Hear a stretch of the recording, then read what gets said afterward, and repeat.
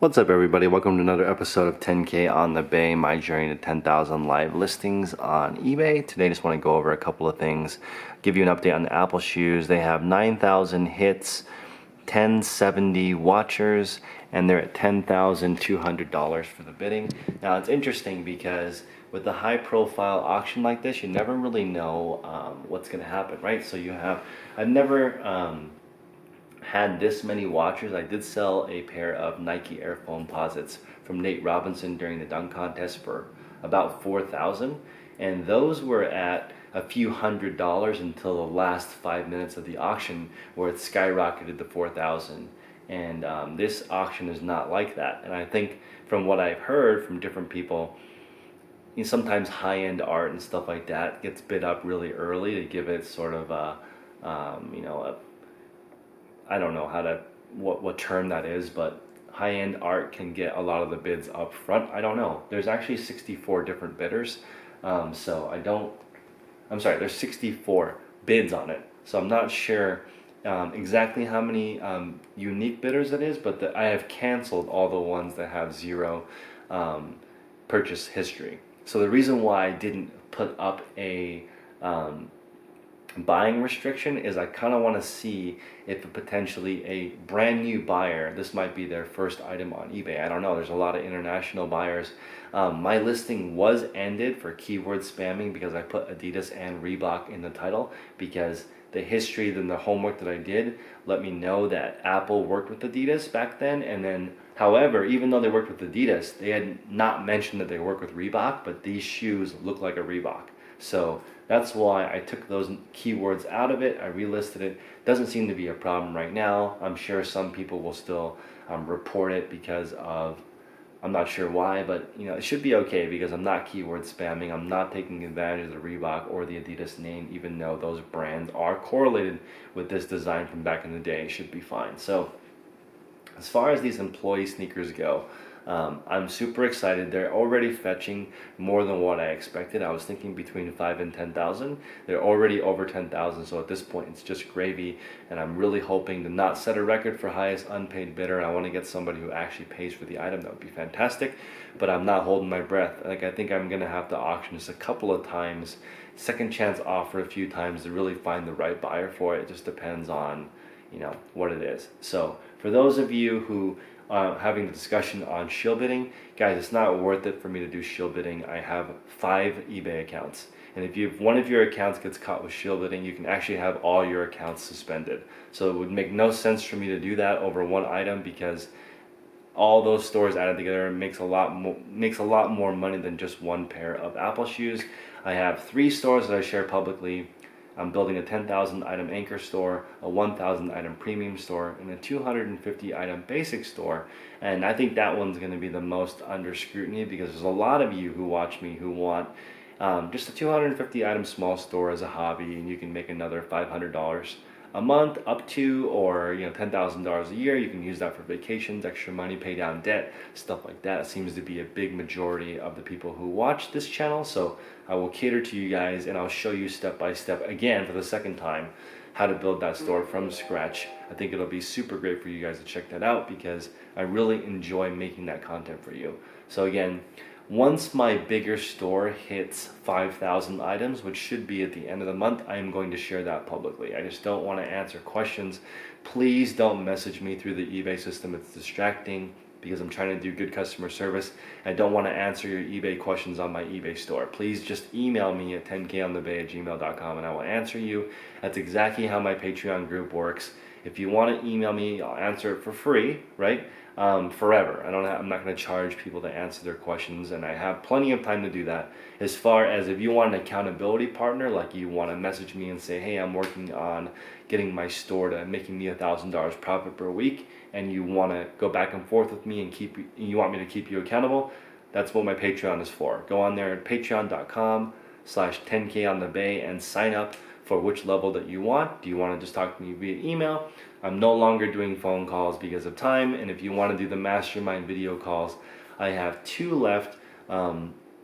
One is reserved for people who already make 6 figures on eBay and want to make 7, and the other one's completely open for any level. So 2 more calls are remaining, 5 are full, At that point, I'm just going to cut off the Patreon and do only the email, no more mastermind calls, and I'll just be working on growing my store to the 10,000 level. Again, once I reach 5,000, I will show you guys the store, but until then, I just can't handle the number of questions that come in through the system, even though I ask you explicitly, please don't message me through eBay. That seems to be how people want to contact me. So unfortunately, I'm not going to share that until I get bigger.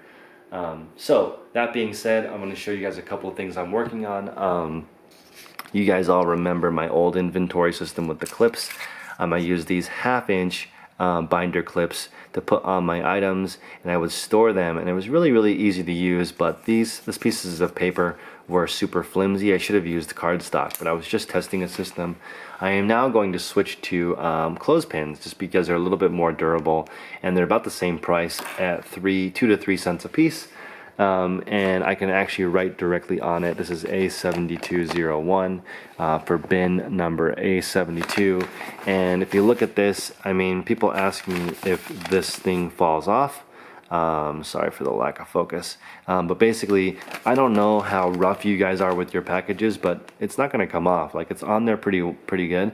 And so it's not going to come off unless you throw this across a room. So like, just be gentle with your packages, and none of them should fall off. I usually do double bag, so I'll put this inside of another receptacle. In this case, I will not, because it's the US Postal Service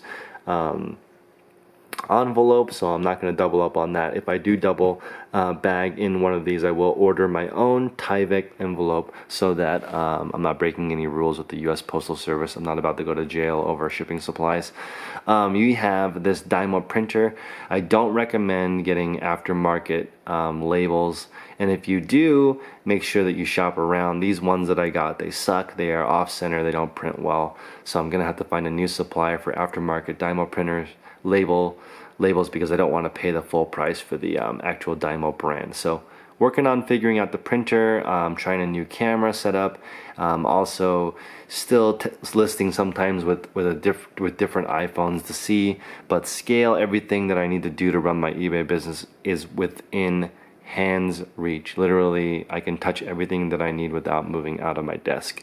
So back to the new processes. If you guys want to take a look, I'm now batching photographs in 100 sets of 100. I did hire a photographer today to come take a look at how fast he can do batches of 100. That's the goal. So, you know, how much do I need to pay the least amount to get 100 photos done? I'm thinking 6 to potentially 12 photos because of the search ranking. So it might be worth it for me to take all 12 photos flat lay just to get that extra boost in ranking for this bigger store that I'm building. I am working on doing photographs of the measurements rather than writing it down and transferring it that way.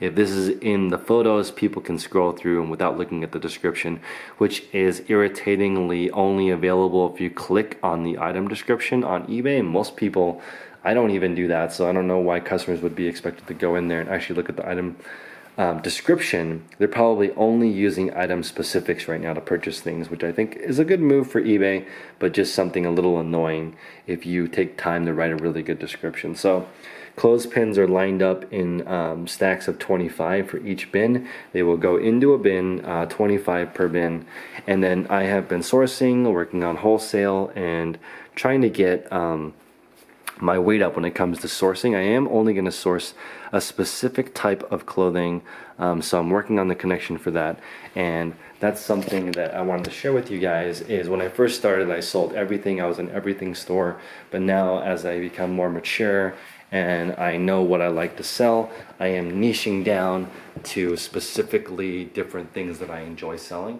And so I just wanted to share with you guys that once you niche down, things start to get really clean. You start to have the same shipping process, the same packaging process, prepping process, listing process, photographing, and it really helps speed things up. My goal is to get to 5,000 listings by the end of the month. At that point, I will share my premium, my anchor store with you guys, so you guys can take a look at my plan there.